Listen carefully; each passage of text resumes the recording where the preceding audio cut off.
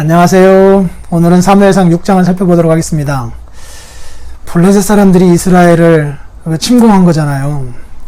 그 싸움에서 졌어요. 그랬더니 이스라엘 장로들이 그러면 법궤, 곧 언약궤를 가지고 와서 전쟁을 하자. 그러면 틀림없이 이길 것이다. 이렇게 미신적으로 생각했어요. 하나님은 사랑하지 않으면서요.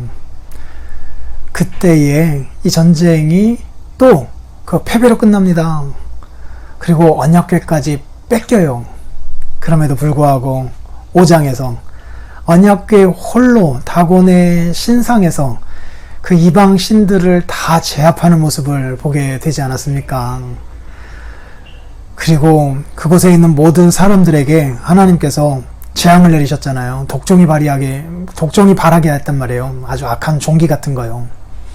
전염병 같은 거죠. 그래서 다 죽겠다라고 신음을 하였습니다. 이 도시에서 저 도시로 또 옮기고 그랬는데도 어쨌든 해결이 안 됐던 거잖아요. 그래서 블레셋 지방에 이제 그 언약궤가 있은 지 7달이 지난 후에 이래서는 안 되겠다라고 하면서 그들 안에 있는 지도자들이 논의를 한 거잖아요. 그럼 어떻게 해야 되느냐.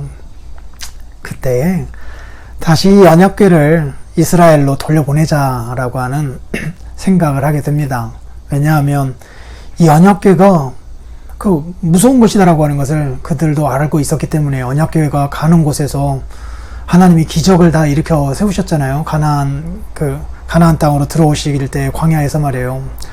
그 위대한 애굽의 바로도 두 손 들게 만들었던 언약궤였잖아요. 이 언약궤가 그런 것인데 우리가 너무 함부로 여겼다. 그러니까 이 언약궤를 돌려보내자라고 이야기를 합니다. 어떻게요? 사람이 메고서 보내야 되는데 그런 걸 잘 모르기도 하고 그럴 수도 없고 하니까 수레에 태워서 보내려고 합니다. 그럼 수레를 끄는 거는 뭐가 되게요? 소요, 소. 그런데 수레를 끄는 소가 특이합니다. 암소래요. 어떤 암소요? 갓 새끼 난 암소요. 새끼들은 거기다 묶어놓고 이 암소 둘을 세워서 거기에다가 그 수레에다가 이스라엘의 신에게 바치는 어떤 선물, 독종 5개하고 금쥐 5개의 형상, 금으로 된 것 만들어가지고 선물까지 해서 보내는 거잖아요. 거기서 이제 점을 치고 싶었던 거예요. 만약에 이 암소들이 자기 새끼 때문에라도 곧장 이스라엘 베스메스 지역으로 가지 않고 자기 새끼 있는 쪽으로 돌아가 버리면 이 재앙은 우연히 있는 것이다. 우연히 된 것이다 라고 생각할 것이고, 그렇지 않고 이 소가 뒤돌아 돌아오지 않고 직진하여 이스라엘로 간다라고 하면 이건 특이한 거잖아요. 자기 새끼가 뒤에 있는데. 그러면 이거는 이스라엘의 하나님이 시킨 거다라고 우리가 알아야 되겠다라고 그렇게 생각을 합니다.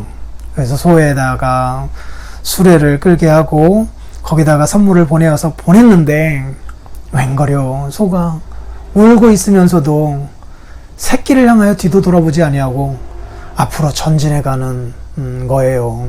특이한 거죠. 하나님이 하셨다라고 하는 것을 보여주는 거죠. 블레셋 사람들도 이것은 하나님이 하셨다라고 하는 사실을 알게 되었어요.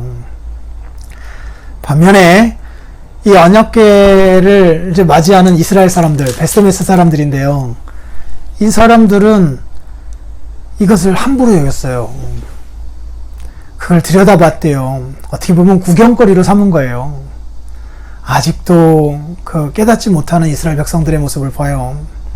법궤를 가지고 가면은 전쟁에서 이길 것이다 라고 하는 미신적인 생각들, 그런 생각을 하질 않나. 이 언약궤가 돌아왔음에도 불구하고 그것을 가지고 구경거리 삼아 들여다보지를 않나. 그러다가 70명이 거기서 죽임을 당하게 됩니다. 하나님을 거룩히 여겨야 되지 하나님을 구경거리로 여겨서는 안 되거든요. 이러한 말씀이 이 6장에 나와 있어요. 그래서 이제 베스메스에서 기랏 여아림으로 언약궤가 옮겨지고 거기에서 20년 동안 이제 그 언약궤가 보관되게 됩니다.